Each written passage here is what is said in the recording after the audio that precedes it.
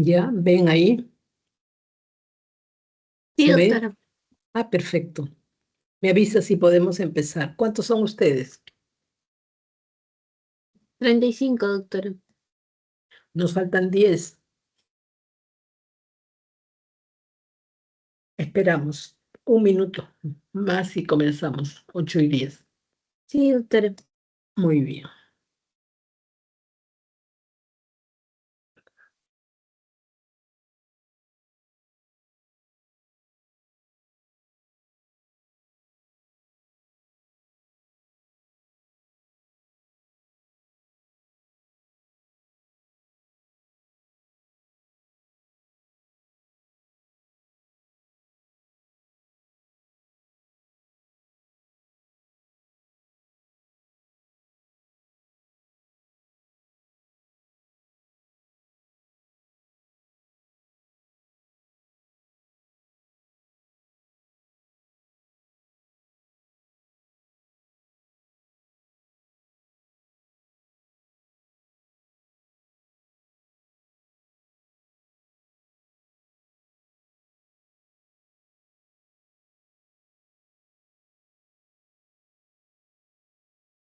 Ya.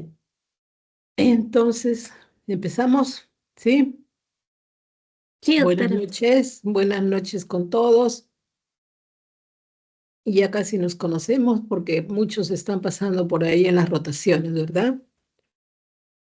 Aquí hoy día vamos a tratar el tema infección del tracto urinario y gestación.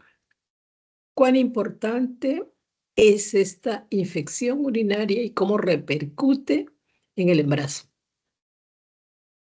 Y es por eso la importancia de hacer un seguimiento a la gestante. Toda gestante debería tener control prenatal.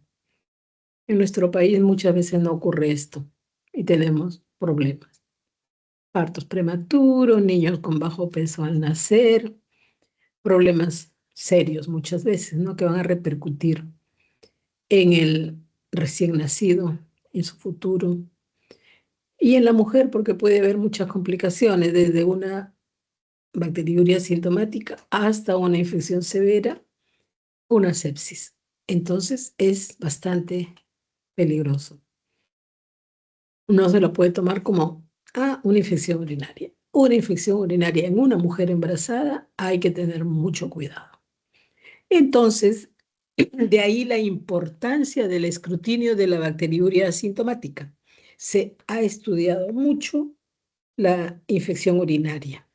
Se trata de evitar, se enseñan las medidas para evitarlas, ¿no? Pero el embarazo de por sí ya trae esta complicación, porque el útero grávido aumentado de tamaño va a presionar las estructuras. Entonces, de ahí puede ser que venga la infección y no necesariamente porque la mujer no fue al baño, qué sé yo, nada de eso. Hay cambios fisiológicos que se dan normalmente, pero que se pueden, digamos, ser riesgosos en el embarazo, ¿ya? Dicho esto, vamos a tratar entonces el tema de infección del tracto urinario. La infección del tracto urinario constituye una de las infecciones más frecuentes del embarazo, miren ustedes, más frecuentes, con una incidencia de 5 a 10%. De aquí la importancia de lo que les he dicho, que pueden tener una repercusión importante tanto para la madre como para la evolución del embarazo. Puede que no llegue a término si la infección se hace mucho más evidente, pueden haber problemas con el niño. La repercusión es lo más importante, que es lo que hay que evitar, ¿no es cierto? Definición. La bacteriuria asintomática significa. ¿Qué significa? Asintomática, no tengo síntomas, pero sin embargo en el examen me sale con bacterias. Es de la bacteriuria. La presencia de bacteriuria significativa en una mujer que no tiene síntomas de infección del tracto urinario. La cistitis, en cambio, en la presencia de síntomas, es lo que más tiene, más le molesta. Una sensación de fastidio, de dolor en la parte baja de la vía urinaria, con bacteriuria significativa en el urcutivo. Entonces, acá sí hay síntomas y la cistitis es bien aparatosa.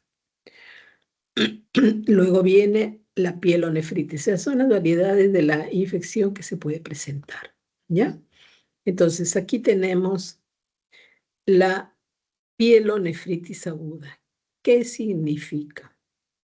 ¿Qué significa la infección? Es una infección de la vía excretoria alta. O sea, ya no estamos hablando solamente de la parte baja, sino alta. O sea, ya puede ir ascendiendo hacia una pielonefritis. ¿De qué es la pielonefritis? Ya es el daño a nivel del parénquima renal, del riñón.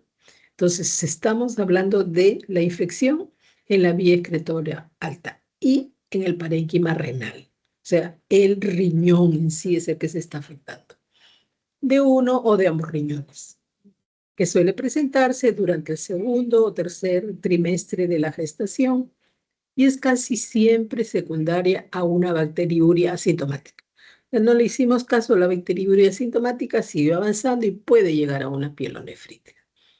Puede llegar a ser una infección mucho más seria. Entonces, aquí hay una bacteriuria asintomática no diagnosticada o tratada incorrectamente y que ocasiona signos y síntomas muy floridos que alteran el estado general de la paciente. Entonces, estamos hablando de una bacteriuria asintomática que no fue evaluada, que no fue adecuadamente catalogada o que se le dio un tratamiento incorrecto y que como consecuencia de ello, entonces está produciéndose un daño más intenso a nivel ya de parénquima renal. Entonces, esto hay que tener en cuenta de por qué si yo encuentro una bacteriuria asintomática, debo tratarla. Debo tratarla, a pesar de que ni siquiera tiene molestias la paciente, ¿no? Es asintomática, pero no lo voy a dejar pasar, está con gérmenes, está una bacteriuria significativa. Su orina está eliminando gérmenes. Sin embargo, la mujer no tiene molestia. Eso es la bacteriuria asintomática. La bacteriuria significativa es urocultivo con presencia de más de 100.000 unidades formadoras de colonia por mililitro de orina de un solo uropatógeno en una muestra obtenida por micción espontánea. Entonces, nada de sondas ni nada de eso, y eso es lo que encontramos. La etiología. Al igual que en mujeres no embarazadas, ¿cuál es el más común? E. coli. Si dicen E. coli, no me molesto. Es la más común. Entonces, ¿cuál es? E. coli. E. coli es el uropatógeno predominante tanto en bacteriuria asintomática como en infección del tracto urinario en mujeres embarazadas. Entonces, haces un estudio y vas a encontrar E. coli, el primero. Salta E. coli. Todos los resultados de urocultivo dicen E. coli, E. coli, E. coli. Entonces ese es el más común. Es el germen, el uropatógeno predominante, tanto en la bacteriuria asintomática como una infección del tracto urinario, ¿no? Estamos hablando de todas las variedades que ya hemos visto ahorita. Como ejemplo, en un estudio de 400 casos de pielonefritis, E. coli representó aproximadamente el 70% de los casos. O sea, 7 de cada 10 eran E. coli. Por eso es el uropatógeno más frecuente, el predominante. Otros microorganismos responsables de la infección incluyeron la Klebsiella, el Enterobacter, Proteus, gram positivos, incluyendo el Streptococcus. Entonces, te presentan otros gérmenes, pero sigue siendo el E. coli el más predominante. Al igual que en otras infecciones adquiridas en la comunidad, la resistencia antimicrobiana es una preocupación creciente, porque la paciente incluso, como le hizo bien una vez, ya se tomó ella su antibiótico. Y cuánto ya le pasa la molestia en un día, ya no vuelve a tomar. Entonces lo que está haciendo es creando resistencia y esto es una preocupación. Las infecciones causadas por el beta-lactamasa de espectro extendido, que se llama el BLE, que producen cepas, están aumentando en número, incluso en las situ no complicadas. ¿Por qué? Por el uso racional del antibiótico que les había dicho. El aislamiento de más de una especie o la presencia de Lactobacillus o Cutibacterium pueden indicar una muestra contaminada. O sea, si yo encuentro Lactobacillus es solamente una contaminación por flora vaginal o cutánea. Entonces, por eso hay recomendaciones específicas para tomar una muestra de orina. Cómo debe ser, el chorro medio, estar todo como hay que seguir las indicaciones. O sea, se deja bajar la primera parte y recién el chorro medio es lo que se toma de muestra. El aislamiento repetido del lactobacillus con altos recuentos de colonias y sin otros organismos en cultivo de orina consecutivos puede no representar una simple contaminación, aunque no se conoce la importancia de este hallazgo en el embarazo. La fisiopatología, los cambios fisiológicos de los que yo les estaba hablando, que son normales en el embarazo, van a ocurrir a nivel del tracto urinario y son importantes y facilitan el desarrollo del hito. Entonces, hay cambios fisiológicos que son normales, ¿no? Que si, digamos, los que se van a afectar, ahorita lo vamos a ver.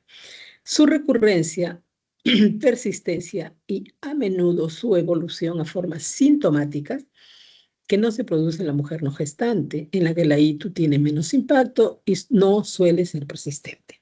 Entonces, la infección urinaria en la mujer embarazada es más, digamos, que puede darse con mayor prevalencia, pero que también puede haber mayor repercusión. Entonces, desde una bacteriuria asintomática puede pasar a una que tenga síntomas y que es persistente en la mujer embarazada. O sea, a veces recibe tratamiento y de repente está incorrecto, ¿no? Entonces persiste la infección. En estas modificaciones fisiológicas caben destacar, estos son los cambios que van a ocurrir en la mujer embarazada fisiológicamente, o sea, se produce por el embarazo. La dilatación bilateral, progresiva y frecuentemente asimétrica de los uréteres, o sea, hay una mayor dilatación de ellos, que comienza hacia la 7ª semana, progresa hasta el término. Tras el parto se reduce con rapidez 1/3 a la semana, o sea, va a ir evolucionando de a pocos, 1/3 al mes y 1/3 restante a los 2 meses. O sea, tampoco que sea muy rápido. Tiene un porcentaje que va yendo, disminuyendo poco a poco. Entonces, todo eso es el periodo del puerperio, ¿no es cierto? Para que los organismos y las estructuras regresen a su estado normal. Pero esto es lento también. La dilatación comienza en la pelvis renal. Entonces, lo que ocurre es una dilatación a nivel de la pelvis renal, continúa de forma progresiva por el uréter y es menor en el tercio inferior y puede albergar hasta 200 mililitros de orina, lo que facilita la persistencia del hito. O sea, el hecho de que haya una dilatación de la pelvis renal y las estructuras vecinas, entonces hace que quede retenida la orina, ¿no? Estamos hablando hasta de albergar 200 mililitros, miren ustedes, lo que facilita la persistencia del hito. Esa dilatación suele ser mayor en el lado derecho. Es mayor en el lado derecho, acuérdense. El útero aumenta su volumen, comprime la vejiga y los uréteres. Por el aumento del tamaño del útero se da todo esto, ¿no es cierto? Porque va a comprimir las estructuras vecinas, comprime la vejiga, comprime los uréteres. Esta compresión es mayor en el lado derecho debido a la dextrorotación. Y muchas veces cuando vamos a entrar a operar a una cesárea encontramos el útero que nos está mirando cuál es el lado derecho con todos sus vasos y sus estructuras. Entonces eso es una dextrorotación, lo que ocurre y digamos como que se presenta siempre y es normal en el embarazo. Ocurre a partir de la segunda mitad del embarazo, pero puede afectar los órganos vecinos, en este caso la vejiga y los uréteres. La compresión vesical favorece la aparición del residuo postmiccional. O sea, el hecho de que estas estructuras van a comprimir la vejiga, ni hablar. A esta compresión hace que haya un mayor acúmulo de orina. Entonces estamos hablando de que puede albergar hasta 200 mililitros de orina, que no es normal. ¿Te das cuenta? Entonces eso favorece que se críen gérmenes, definitivamente. Y por eso encontramos la bacteriuria asintomática. Entonces, la fisiopatología es importante entender que aquí tenemos un problema de dilatación de las estructuras, ¿no? Por consecuencia de las hormonas, por consecuencias mecánicas, etcétera. Pero lo cierto es que hay una alteración en todas las estructuras y por lo tanto ocurre la repercusión en la vía urinaria, ¿no? Si el útero está muy grande, está comprimiendo la vejiga ¿qué hace? Retiene su orina, no la elimina completamente. Entonces, es cierto, tenemos problemas porque al no eliminarla completamente hay infección. O sea, es una fuente para que se produzca la infección. Y a veces lo que le estaba diciendo, no solamente la compresión mecánica, sino también la compresión hormonal, la influencia hormonal de por sí también contribuye a estas modificaciones. ¿Por qué? Porque está en un embarazo, en un estado en que las hormonas están, ¿no? O la progesterona, el estrógeno, etc. Y esto va produciendo esta alteración, ¿ya? Contribuye a estas modificaciones tanto o más que las modificaciones mecánicas mencionadas. ¿Ya? ¿Qué tipos son? Unas son mecánicas y otras son hormonales, pero influyen en que se produzcan estas alteraciones. ¿Qué hace la progesterona? La progesterona disminuye el tono, hace que el útero no esté irritable, esa es su función. Entonces disminuye el tono, y no solamente en el útero, sino en las otras estructuras también. Produce disminución del tono y la contractilidad de las fibras musculares lisas del uréter. Esto hace la progesterona. Se reduce el peristaltismo uteral, o sea, no está funcionando casi nada, ¿no? Desde el segundo mes, observándose etapas de auténtica atonía hasta el séptimo y octavo mes, porque como se creció tanto el útero, porque puede ser una paciente con embarazo gemelar, etcétera, o el útero está aumentado más de lo común, más de lo normal. Entonces, ahí puede ser que se produzcan todas estas alteraciones. La progesterona entonces disminuye el tono y la contractilidad de la fibra muscular lisa del uréter. Esa es su función. Se reduce el peristaltismo ureteral desde el segundo mes, observándose etapas de auténtica atonía hacia el séptimo y octavo mes, lo que favorece el estancamiento de la orina, no sale, el reflujo vésico-ureteral, y esto pues favorece la contaminación y la infección. Disminuye el tono del esfínter ureterovesical, favoreciendo su reflujo. Los estrógenos favorecen también en parte la hiperemia del trígono y la adherencia a los gérmenes sobre el epitelio. Entonces, aquí estamos viendo el factor hormonal, no se olvide. La progesterona, que disminuye el tono y la contractilidad de las fibras musculares del uréter, y los estrógenos, que favorecen la hiperemia del trígono, como que hubiera una congestión a nivel de ese trígono, y la adherencia de los gérmenes, por lo consiguiente, al epitelio. Entonces, alteración hormonal hay. Las hormonas también influyen a nivel del tracto urinario, ¿no? Produciendo una disminución del peristaltismo y en otro acúmulo que va a producir pues la infección, ¿no? Que se críen los gérmenes. Otros factores. El aumento de la longitud renal en 1 centímetro. Ya el riñón es grandecito, esto va a aumentar más todavía. Cambio en la posición de la vejiga que se hace más abdominal que pélvica, pues está presionada por ese útero. Entonces ella es más abdominal que pélvica. Aumento de la capacidad vesical por descenso progresivo de su tono por factores hormonales.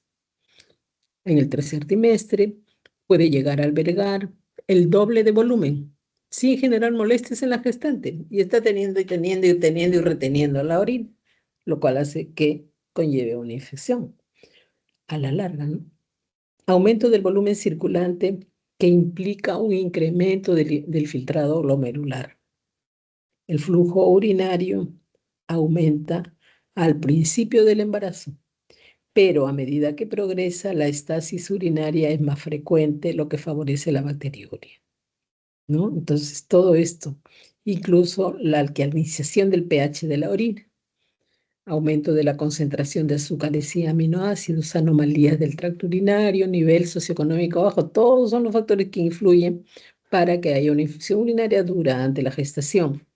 Antecedentes de ictus, diabetes, litiasis renal, estos más todavía.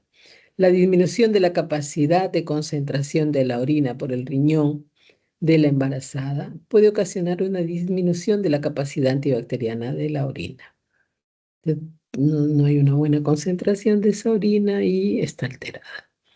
Epidemiología. Entonces ya hemos visto la fisiología, la fisiopatología y ahora estamos viendo la epidemiología. Entonces habíamos visto un factor mecánico, un factor hormonal, ¿no? Que influye para que pueda realizarse o pueda haber ahí confluir una infección urinaria, que al inicio puede ser asintomática y si nosotros no la detectamos va a ir a más en la paciente, con las repercusiones que eso implica. ¿No es cierto? Porque la infección urinaria viene hoy día y de repente no se va. Estamos hablando de gérmenes fuertes, ¿no? El ble, etcétera. Entonces, eso es importante tomar en cuenta, porque esto va a producir, ¿no? La infección que muchas veces no se da a conocer y solamente viene a ser un hallazgo. Cuando ella venido a su control y la examinamos. ¿Desde cuándo tendrá la molestia? ¿Desde cuándo tendrá la infección? Se dan cuenta. Es importante porque mientras más pasa, ya no solamente es una cistitis, una infección del tracto urinario o una bacteriuria asintomática, sino que se va hacia una infección de mayor gravedad, en este caso, para la embarazada. La epidemiología. Entonces, la epidemiología dice, bacteriuria asintomática se presenta en el 2 al 11%, o sea, es alta, no es tan baja. Del 2 al 11% de todas las mujeres embarazadas, imagínense. La cistitis de 1 a 2% en menos frecuencia y en menos frecuencia todavía la pielonefritis aguda, que esta sí requiere de hospitalización. Hay diferencia entre una cistitis y una bacteriuria asintomática, porque puede estar, sí, yo tengo molestia, estoy orinando cada rato. ¿Tienes fiebre? No tengo fiebre. ¿Tienes malestar? Sí, mucho malestar. Esto yo puedo pensar que es una hito. Y más si es una gestante, tengo que tener mucho, mucho, mucho criterio. Y si lo amerita y tú realmente ves que hay una infección que puede ser seria, puede perder la criatura también, como parto pretérmino, entonces tienes que darle tratamiento, darle curso y el diagnóstico básicamente, hacer un urocultivo y determinar si hay realmente una infección de la vía urinaria alta. La incidencia de bacteriuria en mujeres embarazadas es la misma que en mujeres no embarazadas. Sin embargo, la bacteriuria recurrente es más común en el embarazo. O sea, ya hizo un episodio, el otro mes me hace otro episodio y el otro mes me hace episodio, pero muchas veces es porque las señoras, ¿no? Digamos, no reciben un tratamiento adecuado porque ellas no toman el medicamento o no se lo toman a pecho, ni hablar, como no tenía molestia, y eso avanza. La incidencia de pielonefritis es mayor que en la población general, como resultado de los cambios fisiológicos en el tracto urinario durante el embarazo. O sea que es importante por el detalle ¿no? de la repercusión. La bacteriuria asintomática ocurre en 2 a 11% de mujeres embarazadas. Eso lo hemos dicho en el cuadrito de arriba. Ocurre durante el embarazo temprano, con una cuarta parte de los casos identificados en el segundo y tercer trimestre. O sea, muchas veces ya desde el embarazo temprano, la primera molestia es esta, muchas veces. Entonces hay que diagnosticarlo. Hay que diagnosticarlo. Entonces, miren ustedes, solo una cuarta parte de los casos se identifican en el segundo o tercer trimestre. Pero en el embarazo temprano muchas veces debuta con esto, molestia. Con la molestia de la infección de tracto urinario. La mujer no toleró el embarazo o ya tenía desde antes alguna infección, tendríamos que verlo. Sin tratamiento, hasta 30-40% de las mujeres embarazadas con bacteriuria asintomática desarrollarán una infección sintomática del tracto urinario, que es la ITU. Infección del tracto urinario, incluida la pielonefritis durante el embarazo. Es 30 a 40% de las mujeres embarazadas. Dice, o sea, yo tengo mi universo de mujeres con bacteriuria. De ellas, el 30 a 40% me van a desarrollar una infección del tracto urinario, una ITU, incluida la pielonefritis. Serio realmente, ¿no? Un buen porcentaje. Este riesgo se reduce en un 70-80% si la bacteriuria es erradicada. Pero primero hay que diagnosticarla. Primero tiene que venir a su control prenatal, obligatorio. Entonces ahí ya nosotros no transamos. Es sí o sí, el parto debiera ser institucional y el control prenatal debiera dársele a todas. Pero no ocurre. Siempre tienen otra prioridad, que mi hijito, que el colegio, que el marido, la casa, qué sé yo. Todo tienen ellas. Y a veces no van a su control prenatal y están con una bacteriuria asintomática y esto se puede hacer más serio, un caso de una pielonefritis después. Entonces, sin tratamiento,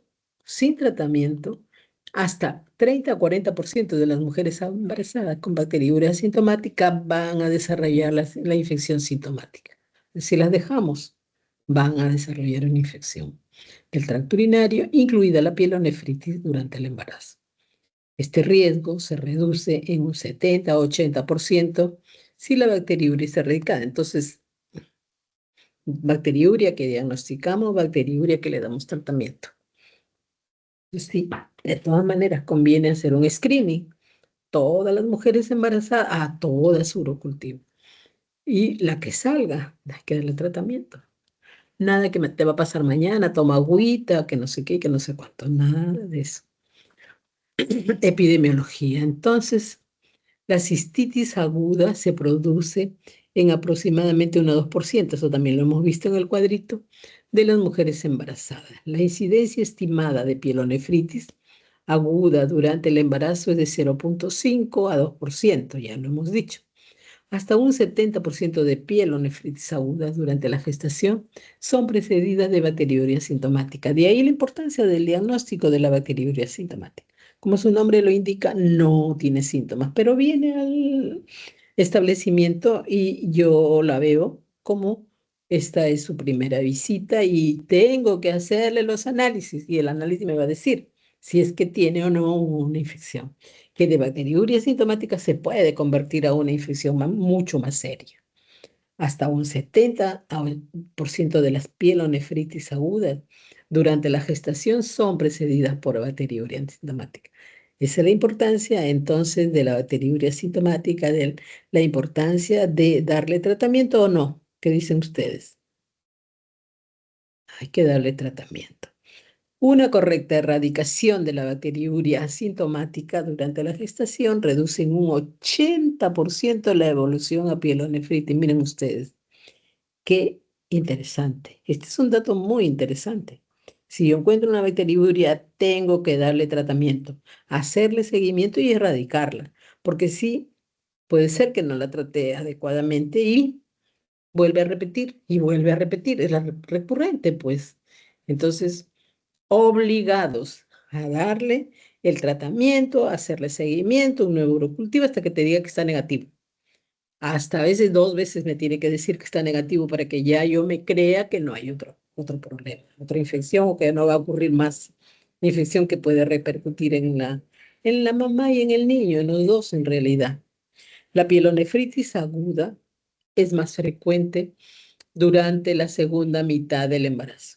Es más frecuente durante la segunda mitad del embarazo. Entonces, habíamos visto que la bacteriuria es en la primera fase en el embarazo bien temprano, o sea, en el primer trimestre. En cambio, la pielonefritis ya pues se progreso y llega al segundo trimestre. Es más frecuente en la segunda mitad del embarazo. El 4% en el primer trimestre, el 67% en el segundo y tercer trimestre.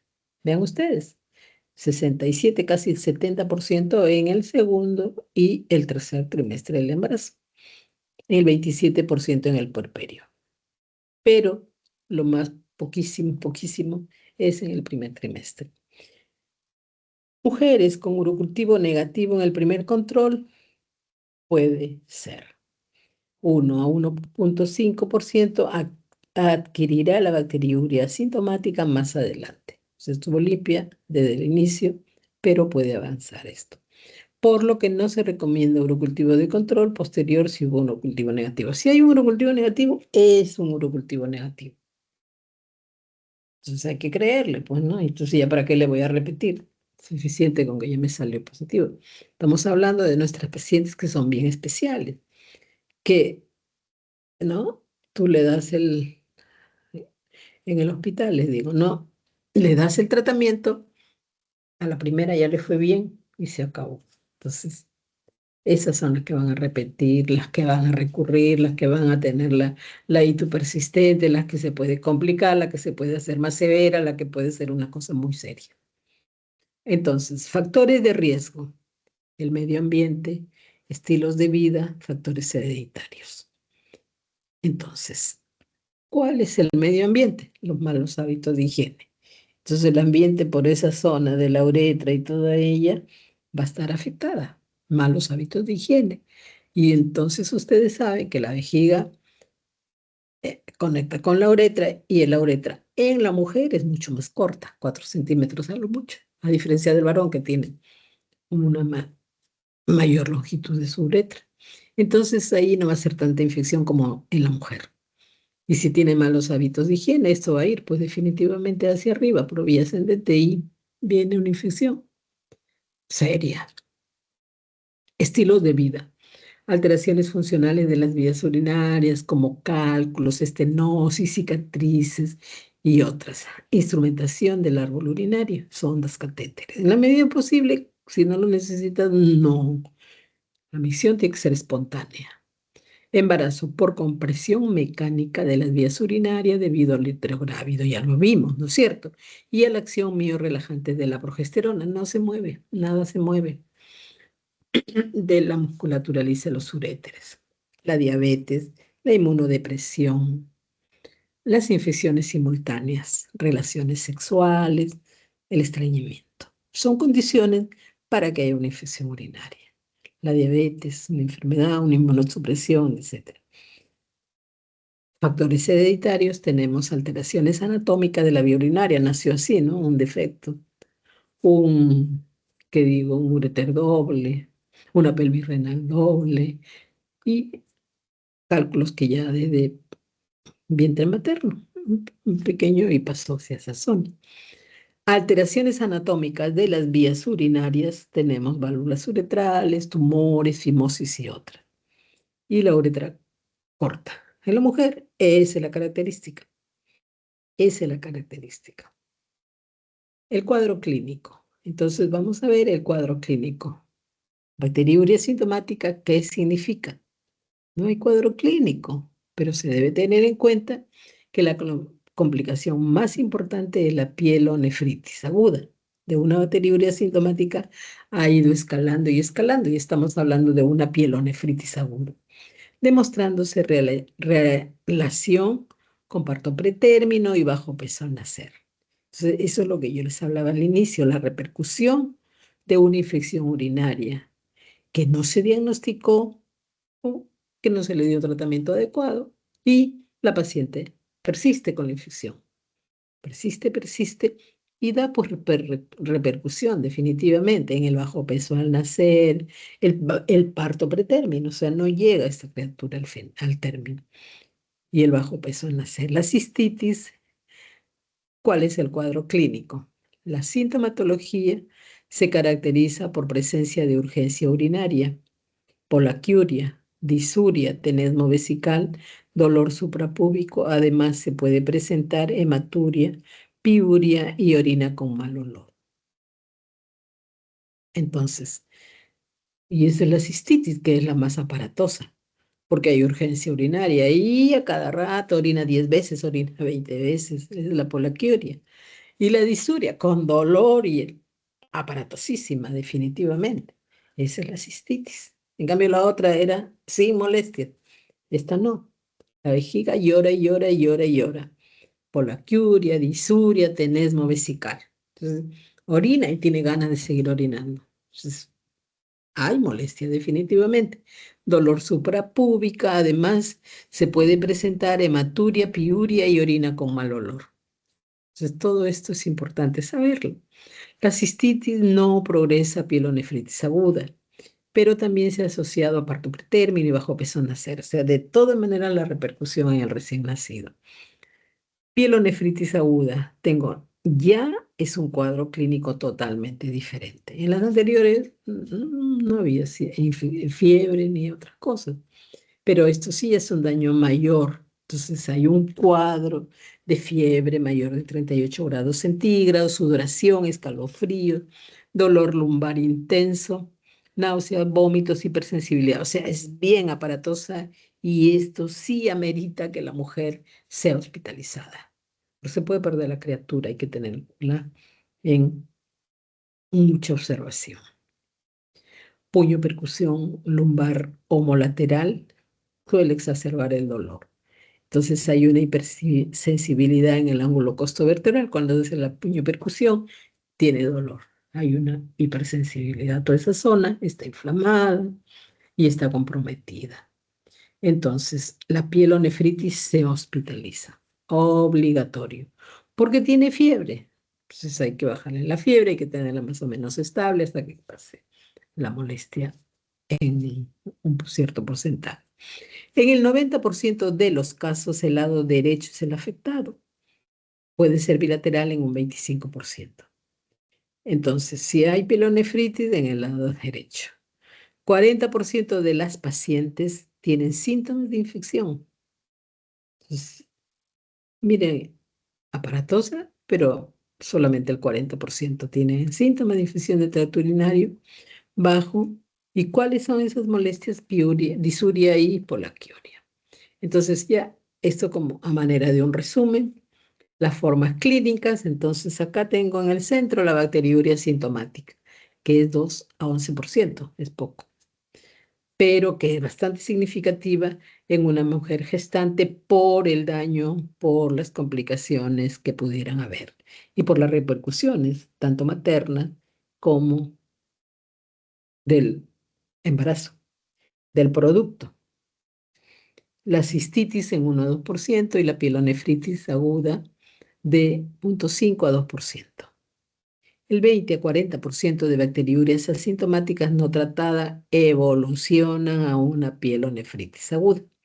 El 60 a 70% de las pacientes son precedidas, o sea, de las pielonefritis agudas, son precedidas de bacteriurias asintomáticas. O sea, la base es la bacteriuria asintomática, que se diagnosticó o no se diagnosticó, que se trató o no se trató adecuadamente. Entonces, es importante, el precursor va a ser la bacteriuria asintomática y va a progresar a una pielonefritis aguda, que requiere hospitalización. Es importante tener todos estos datos. Diagnóstico ahora. Por fin vamos a hacer el diagnóstico. A ver, ¿cómo hacemos el diagnóstico? La bacteriuria asintomática. El hallazgo de un crecimiento bacteriano de alto nivel en el cultivo de orina en ausencia de síntomas compatibles con la infección de tracto urinario. Pero encuentro los gérmenes en la orina y ella no tiene molestias. La Sociedad Americana de Enfermedades Infecciosas recomienda el cribado de todas las mujeres embarazadas. Para todas hay que hacer el cribado. ¿Qué significa? Todas tienen que tener su urocultivo. Para la bacteriuria asintomática, al menos una vez en el embarazo temprano, entre las 12 y 16 semanas son el primer control prenatal realizado. Entonces, acá te dice la Sociedad Americana, porque las pacientes nunca vienen temprano. Generalmente tienen su hijito, tienen sus otros hijitos, tienen muchas tareas y siempre ellas quedan de lado. Entonces debe basarse en el cultivo de una muestra de orina tomada del chorro medio, justo lo que les digo, ¿no? La primera se deja pasar, el chorro medio es lo que se va a cultivar. El cateterismo de rutina para detectar no se aconseja, no se justifica debido al riesgo de introducción de infección. Entonces, hay la introducción a la infección porque está llevándolo por un catéter, que orine espontáneamente. Por eso digo, bien limpia esa zona, ¿no? Y vas a tomar la orina. Bien en el baño, coges tu frasquito, el primer chorro lo dejas pasar, el segundo, que es el chorro medio, es lo que vas a coger. En la medida de lo posible, lo más espontáneo, salvo que ya esté muy mala señora y que no se puede levantar, entonces ni modo, ya recién ahí con sonda, pero no se aconseja, no se aconseja, porque puede llevar gérmenes. Entonces, la bacteriuria se define entonces formalmente como 2 muestras de orina evacuadas consecutivas con aislamiento de la misma cepa bacteriana en los recuentos cuantitativos, mayor o igual a 10 a la 5 unidades formadoras de colonia por mililitro, o una sola muestra de orina por sondaje con una especie bacteriana aislada en un recuento cuantitativo. El umbral para el diagnóstico y el tratamiento de la bacteriuria asintomática debido al estreptococo del grupo B durante el embarazo es menor a 10 a la cuarta unidades formadoras de colonia. Si se aíslan bacterias que no son típicos uropatógenos como los lactobacilos, el tratamiento debe reservarse para los pacientes en los que el microorganismo crece como aislamiento único en cultivos consecutivos. Entonces ya le tienes que hacer más de un cultivo para saber si realmente es lo que le está afectando, definitivamente, ¿no?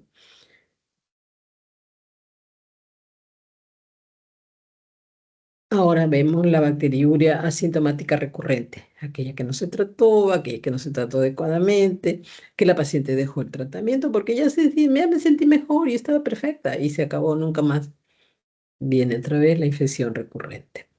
Si ha recibido 2 tratamientos completos basados en el antibiograma y estos no han sido eficaces, entonces eso es una bacteriuria asintomática recurrente. La cistitis, el diagnóstico se basa en la clínica descrita. Ya les dije, ¿no? La disuria, la poliquiuria, el tenemo vesical, el dolor suprapúbico, etcétera. Todo eso es lo que ella presenta. La ausencia de sintomatología del tracto urinario superior y apoyado en las pruebas complementarias. El urocultivo, con mayor de 1000 unidades formadoras de colonia, confirma el diagnóstico. Vean ustedes, no es que haya tanta cosa, pero hay una infección que le debo hacer o le debo dar la importancia adecuada. En la actualidad no se considera preciso un urocultivo positivo con mayor de 100.000 unidades formadoras de colonia para confirmar el diagnóstico. Basta que sea mayor de 1000 unidades formadoras de colonia si la clínica es sugestiva de infección del tracto urinario. O sea que si hay, ¿no? La infección, pues hay que dar el tratamiento. Si se aíslan bacterias que no son típicas uropatógenos, como lactobacillus, el diagnóstico de cistitis normalmente se hace solo si se aíslan en recuentos de bacterias altas, mayor de 10 a las 5 unidades formadoras de colonia por mililitro. Cistitis recurrente. Se ha recibido 2 tratamientos completos basados en el antibiograma y estos no han sido eficaces. O sea, igual que la bacteriuria asintomática, tienes 2 tratamientos completos basados en el antibiograma y estos no han sido eficaces. Pielonefritis aguda. Esta es la más aparatosa, como les dije, porque la bacteriuria es tranquilamente, le das tratamiento, no necesitas hospitalización. En cambio, la pielonefritis es mucho más aparatosa y acá vamos a ver el detalle. El diagnóstico se basa en las manifestaciones clínicas mencionadas con o sin los síntomas típicos de la cistitis. Ya no hay que sí, que la urgencia, que sí, que la poliquiuria, que sí, el tenemo vesical, tengo orino y tengo ganas de seguir orinando. Entonces, no es lo mismo. Se confirma con el urocultivo, por lo menos que tenga 10.000 unidades formadoras de colonia por mililitro, de un único uropatógeno de una muestra de chorro medio. Entonces, tiene que cumplir con todas las características para que sea que esta muestra estuvo bien tomada y está el diagnóstico hecho. La imagen no se utiliza rutinariamente para diagnosticar pielonefritis. En pacientes con pielonefritis que están gravemente enfermas o que también tienen síntomas de cólico renal o antecedentes cálculo renal, o sea que puede haber una intercurrencia, ¿no? Definitivamente la mujer sale embarazada y tenía cálculos renales. ¿Quién iba a saber? Y ya es infección. La diabetes. A veces no tienen la diabetes y sale con el embarazo y viene la infección urinaria. Antecedente de cirugía urológica previa, inmunosupresión, episodios repetidos de pielonefritis o urosepsis. La imagen de los riñones puede ser útil para evaluar las complicaciones. Hay que hacer ecografía. Diagnóstico diferencial, uretritis aguda, vaginitis aguda. La diferencia con la anterioridad sintomática, no hay molestias. Imagínense, no hay molestias, pero el urocultivo te sale positivo. Aquí lo diagnosticamos, el diagnóstico diferencial es con la uretritis aguda y la vaginitis.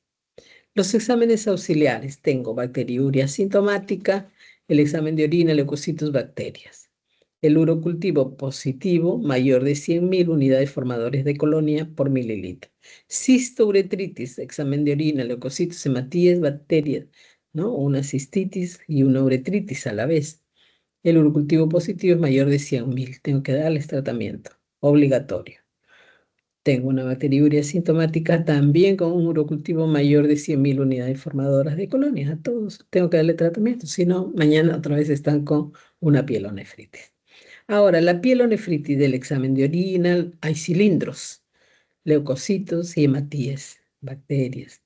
El urocultivo me sale positivo, la bioquímica aumenta la creatinina sérica, el hemograma, leucocitosis con desviación izquierda, lactato sérico pueden ser útiles en mujeres con sospecha de sepsis para informar la gravedad del.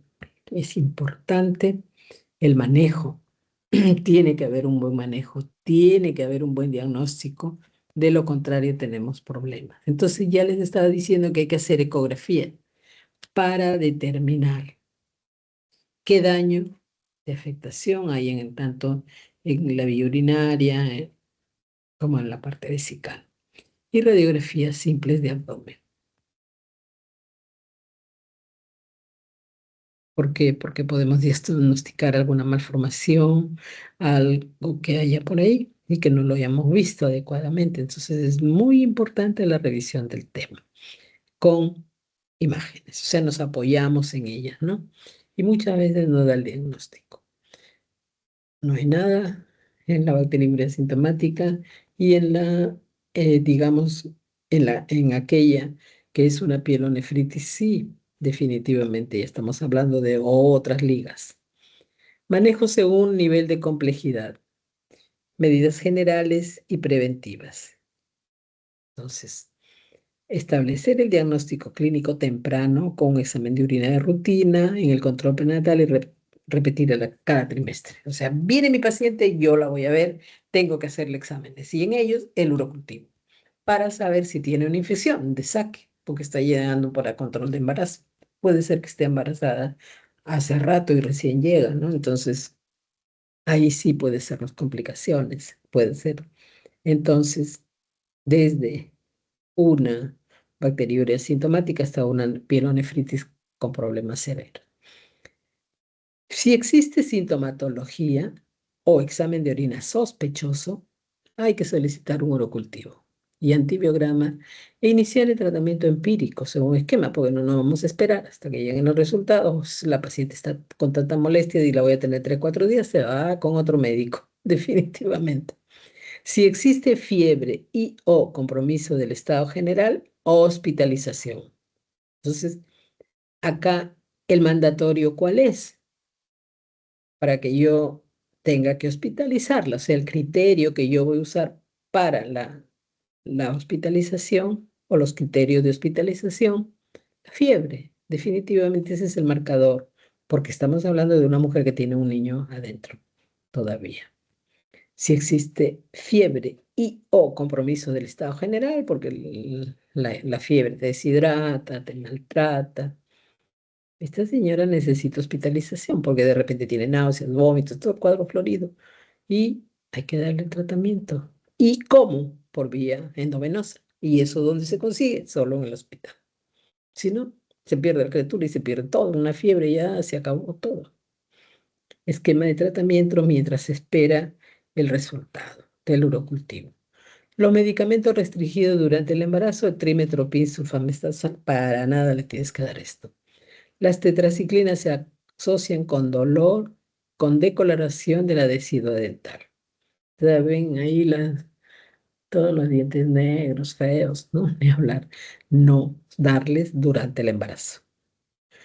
Quinolonas que puede causar artropatías. Entonces, ninguno de estos como tratamiento, definitivamente. ¿Ya? Wow.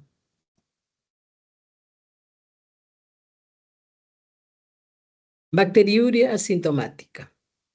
Manejo ambulatorio. El tratamiento va a ser según los resultados del urocultivo y el antibiograma. O sea, el manejo. Ya lo vemos. Hay infección y yo no sabía. Por eso es asintomática. Hay que, de todas maneras, dar el tratamiento. Y de ahí el seguimiento. Ya, señora, la vi hoy día, ya está perfecta. Usted ya quedó libre de gérmenes. Ya no hay infección. Aquí hacer el seguimiento.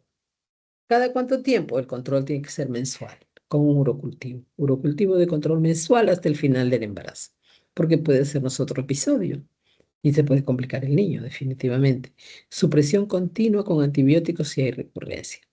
Las opciones posibles incluyen betalactámicos, nitrofurantoína y fosfomicina, pero no como para empezar y ya darle todo esto, ¿no? Creo que vamos por, como dicen, por pasos. La elección del agente antimicrobiano también puede tener en cuenta la seguridad durante el embarazo, incluida la etapa particular del embarazo. La duración optimal de los antibióticos para la bacteriuria asintomática es incierta. Se prefieren ciclos cortos, 5 días no más, para minimizar la exposición antimicrobiana al feto. La terapia con antibióticos de corta duración suele ser eficaz para erradicar la bacteriuria asintomática del embarazo, aunque los regímenes de dosis única pueden no ser tan eficaces como los regímenes ligeramente más largos. Una excepción es la dosis única de fosfomicina y súper efectivo. Una sola dosis y se acabó, ya no hay más infección. Pero esta es para cosas recurrentes, cuando sea, ¿no? No de saque, no de primera intención, le voy a dar un tratamiento de esto. Los regímenes antibióticos recomendados, vamos a verlos. La cistitis recurrente, en las mujeres que tienen cistitis recurrente durante el embarazo, la profilaxis antimicrobiana durante el embarazo es una estrategia razonable para prevenir los episodios adicionales.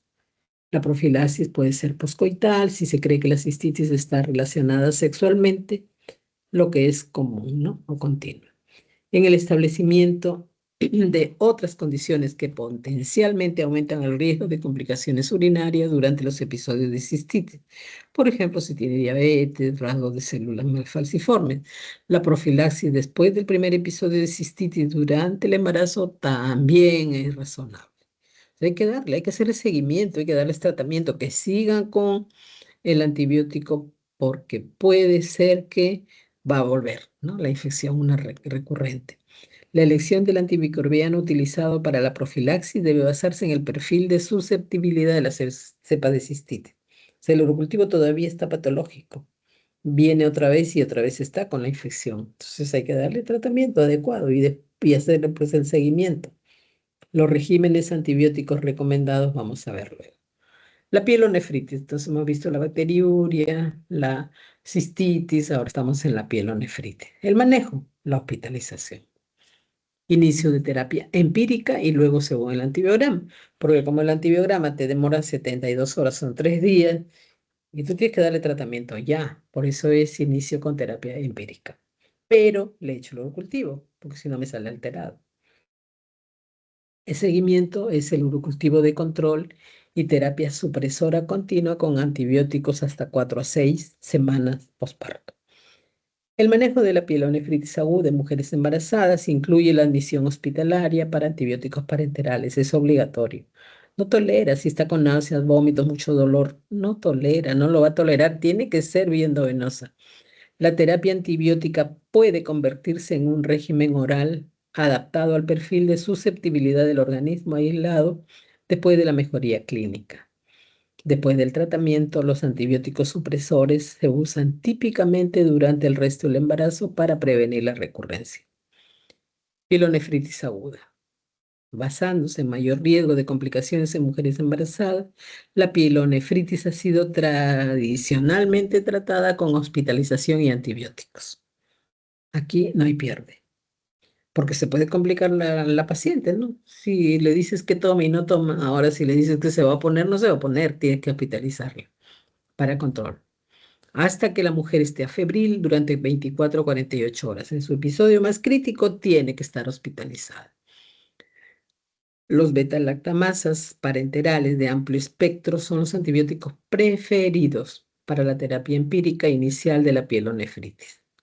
Las fluorquinolonas y los aminoglucósidos que se utilizan a menudo para la pielonefritis en personas no embarazadas deben evitarse en el embarazo si es posible. Estos de ninguna manera. La fluorquinolonas y los aminoglucósidos. Para las mujeres con antecedentes de infecciones con enterobacteriáceas productoras de beta-lactamasa de amplio espectro, el BLE u otros factores de riesgo, un carbapenén es una opción apropiada para la terapia empírica. Algunos estudios en animales han mostrado efectos fetales adversos con imipenem, cilastatina, por lo que meropenem, ertapenem, doripenem son los carbapenem preferidos para uso durante el embarazo. Al igual que con las pacientes no embarazadas con pielonefritis complicada, las mujeres embarazadas en general tienen mejoría definitiva a las 24 o 48 horas de la terapia antibiótica adecuada. O sea, sí responden bien, pero hay que hacerles el seguimiento, no dejarlas de ninguna manera. Una vez a febril, durante 48 horas, las pacientes pueden ser cambiadas a terapia oral por los resultados de susceptibilidad del cultivo y dada de alta para completar 10 a 14 días. O sea, yo la voy a tener hospitalizada hasta que la sintomatología mejore, hasta que ella esté mejor. Que esté 48 horas sin fiebre, recién le voy a dar de alta. Si no, no le puedo dar de alta. Las opciones orales se limitan principalmente a beta-lactamasas, o si se encuentra en el segundo trimestre, trimetoprim, sulfamethoxazol. Para las mujeres que no usan profilaxis antimicrobiana durante el embarazo después de un episodio de pielonefritis, generalmente hay que hacerle cultivo mensual de orina para evaluar la bacteriuria recurrente. Tratar, como se indica, la pielonefritis recurrente. Entonces, acá tenemos la tabla que les había dicho, que les iba a decir del manejo de la bacteriuria asintomática y la cistitis en el embarazo. Puede ser nitrofurantoína, amoxicilina clavulánico, que es lo que también podemos usar. Definitivamente la cefalexina, la cefuroxima por 7 días. Ya les dije, episodios cortos. 7 días es lo máximo. Fosfomicina en una dosis única. Es excelente también. Y básicamente su tratamiento antibiótico. ¿Ya? Régimen parenteral para tratamiento empírico de las pielonefritis agudas en el embarazo. Entonces tenemos la ceftriaxona, ¿no? Para vía endovenosa. 1 gramo cada 24 horas. Cefepime, 1 gramo cada 12 horas. Astrazona, generalmente usamos la ceftriaxona.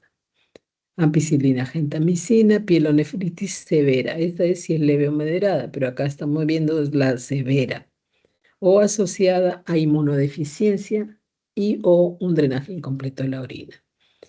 Piperacina tazobactam, meropenem, ertapenem, doripenem. Estamos hablando de inmunodeficiencia. Entonces, paciente que está súper comprometida, una pielonefritis severa asociada a una inmunodeficiencia. Entonces, los PENEM son los que nos caben acá. Ingreso hospitalario. Tenemos Una vez ingresada la paciente, se deben realizar los siguientes controles: tacto vaginal, test de bicho, ¿cómo está yendo ese embarazo? Se viene ya el embarazo. Hay que estarla monitoreando también. Para eso está ahí y la examinamos. Control de temperatura cada 8 o 12 horas, control de la dinámica uterina, porque puede agarrar trabajo parto a cualquier hora, ¿no? Y hay que ver, porque hay que atenderlo bien. Control de diuresis cada 24 horas. Monitorización fetal, el NST, cada 24 horas. O sea, tenerle un monitor para ella. Ecografía renal, hemograma completo, PCR y electrolitos. El BUN, la creatinina, el ácido úrico, pruebas de función hepática, urocultivo. A ver qué nos dice el urocultivo patológico, dale tratamiento. Y si la cosa es muy seria, ya sabes, depende de la clínica. Diagnosticas tu pielonefritis o no. Tratamiento de la sepsis, igual, Onam, ceftazidima, que lo conocemos más, cefipime. En la segunda opción, si fuera alérgica a los betalactámicos, amicacina, fosfomicina, porque es la segunda opción, porque la mujer es alérgica. Entonces, fármaco de primera elección que puede administrarse incluso en pacientes con alergia a betalactámicos al no presentar reacciones cruzadas, el astre o no.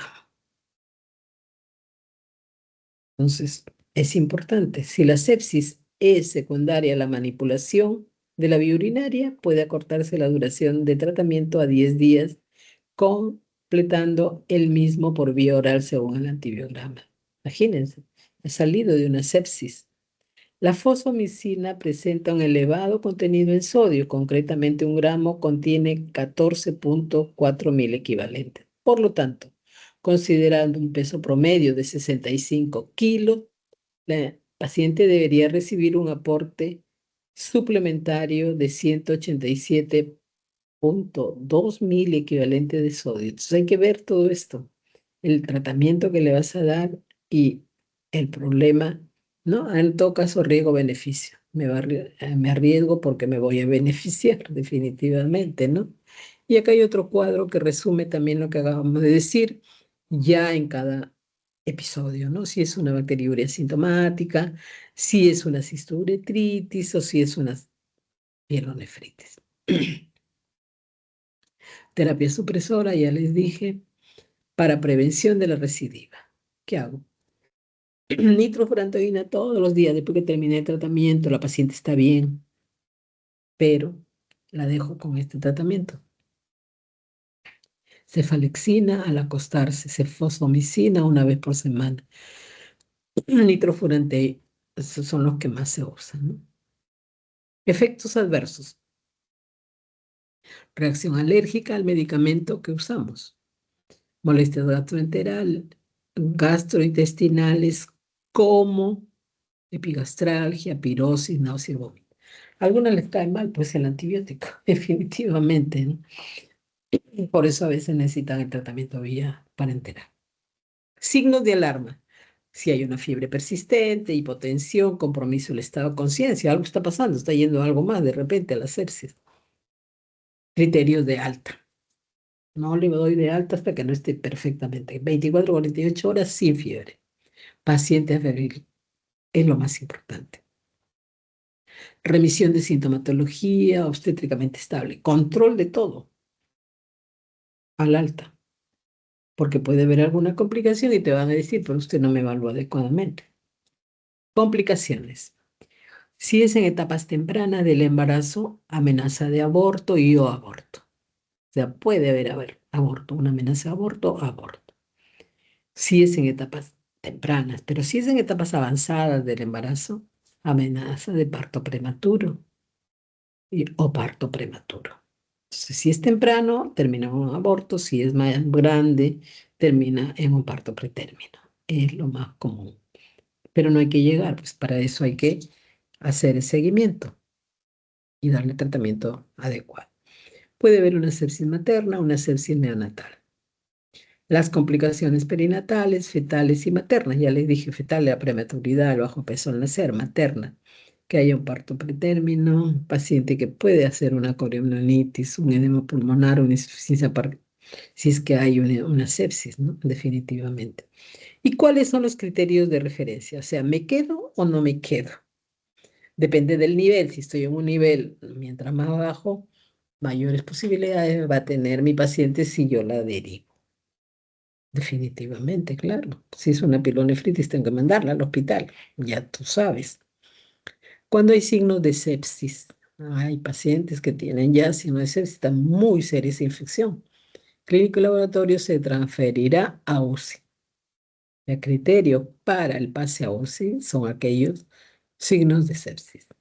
Esto en un hospital de tercer nivel. O sea, no lo puedes atender en cualquier sitio, porque solo los hospitales de tercer nivel son los que tienen UCI.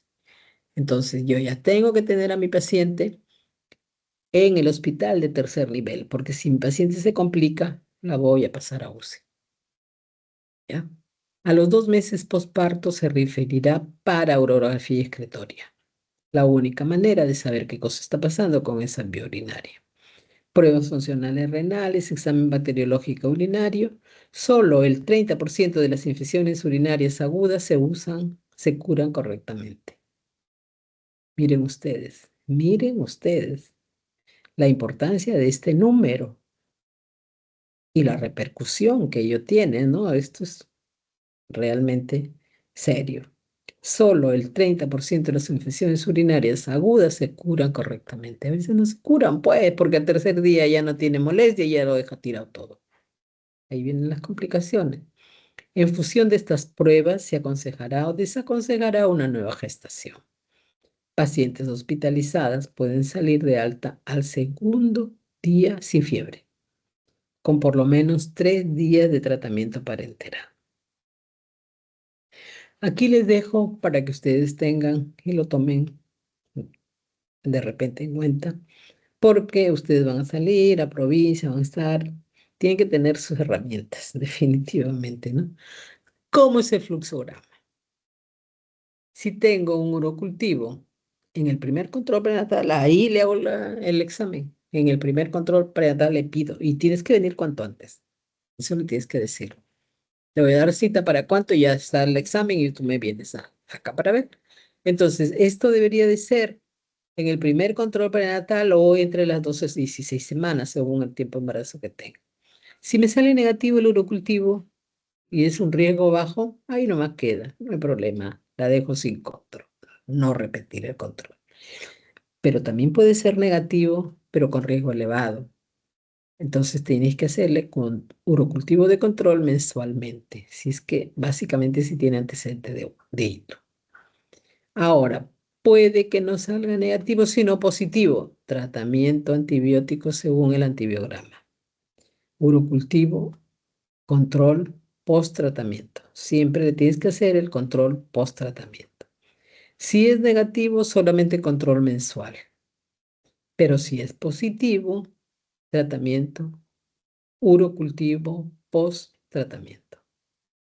Y si el urocultivo es positivo, tratamiento de terapia supresora. Excluir anomalía urológica, profilaxis postcoital.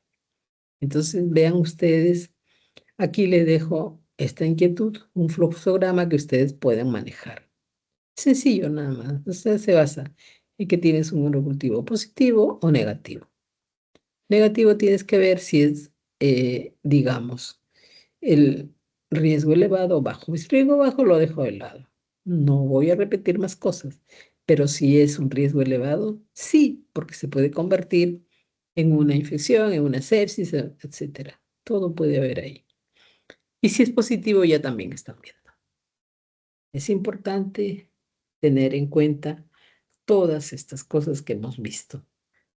El embarazo es una prueba de fuego para la mujer, ¿no? Y si ella tenía por ahí digamos, molestias urinarias, a veces ni se ha dado cuenta. Y en el examen le va a salir una bacteriuria. Tiene que saber qué hacer, nada más. Es importante tener en cuenta que nuestras pacientes son bien estoicas. Tienen molestias y no te avisan a la primera, ¿no? Como no tienen fiebre, ahí nomás. Se toma algo y se acabó. pero no debiera ser así definitivamente. Hay que venir al médico, consultarle y nosotros tenerle la paciencia para saber si está haciendo una infección o no, por las repercusiones que puede tener en el recién nacido, ¿no? Les habíamos dicho todo lo que puede pasar. Niños con bajo peso al nacer, prematuros. ¿Qué significa? Pues ni hablar. La incubadora mejor es el vientre materno, pero muchas veces tiene que salir. Si el útero se pone muy irritable, si la infección, la fiebre es de tal magnitud que haya que terminar esa gestación. Definitivamente, si es que hay alguna pregunta, me avisan. ¿Qué tal? ¿Todo ven ustedes? ¿Sí? ¿Alguna pregunta de alguno de ustedes? Hola, hola. ¿Dejo de compartir? Hola. Mm, ¿Sí? Sí, Dejo de sí, doctora. compartir. A ver, Sí, doctora. cuéntenme. Sí, ¿Alguna doctora, pregunta? una consulta. ¿Cada cuánto se debería hacer un tamizaje de bacteriuria en el embarazo? Estamos ¿En viendo. los controles o...? Sí. Primer control obligatorio. Primer Mm, control obligatorio. Tengo que saber cómo está su hemograma, su hemoglobina, su examen de orina, su creatinina. Todo el pool le tienes que pedir a la primera. ¿Ves que la veas? Y de ahí viene pues lo que dice el fluxograma, ¿no? ¿Tiene un urocultivo negativo o positivo? Si tiene positivo, obligado el tratamiento. Si es negativo, tengo que ver riesgo alto, riesgo bajo. Si es un riesgo bajo, ya no me preocupo tanto, pero si es un riesgo elevado, tengo que hacer un control mensual. ¿Por qué? Porque me puede hacer una infección en cualquier momento. Pero el urocultivo estaba negativo, ni hablar, ¿no? Solo que yo estoy viendo el riesgo. O sea, estás cuantificando el problema que pudiera ella tener. Si el urocultivo es positivo, de todas maneras le doy tratamiento. Pero el urocultivo me puede seguir siendo positivo a pesar del tratamiento. Entonces tengo que ver, ¿no? Si el urocultivo de control me salió negativo, el control solo es mensual. Pero si es positivo, le tengo que dar tratamiento y después, si sigue positivo, ¿no es cierto? Hay que darle tratamiento, pero ya le diste tratamiento. Entonces hay que darle una terapia supresora y tienes que excluir cualquier anomalía urológica, porque puede ser eso. Profilaxis poscoital también. Es tener relaciones, pero hay que hacer miccionar, ¿no? No con la vejiga llena, hay que tener cuidado. Entonces, con esto vas a hacer el control. Pero el primer control es cuando ella recién viene y se pone en contacto con el centro de salud, con el sistema sanitario. Y luego ver ese resultado. Tampoco que algunos se olvidan y no regresan más hasta dar a luz, ¿no? Y tenían el examen patológico. Había que darles tratamiento. Muy bien, ¿alguna otra pregunta, chicos? ¿Todo bien entonces? ¿Todo ok? La lista, Gracie, ¿cuántos han estado presentes? Tú me dices, ¿verdad? mm, Soy Sofía, doctora. Ah, ya, muy bien. A ver, Sofía, ¿no? Muy bien, Sofía. ¿Todo bien? Me avisan. Sí, doctora. Entonces, dejamos de compartir, nos estamos despidiendo. Ahora pregunten o callen para siempre. Todo bien. Entonces, cada vez que haya una clase, me avisan antes, por favor. ¿Ya? Y nos estamos viendo. Cuídense. Estudien Gracias, mucho. doctora. Gracias, doctora. Eh, Doctora, me envía estudien. sus diapositivas, por favor. Claro, claro.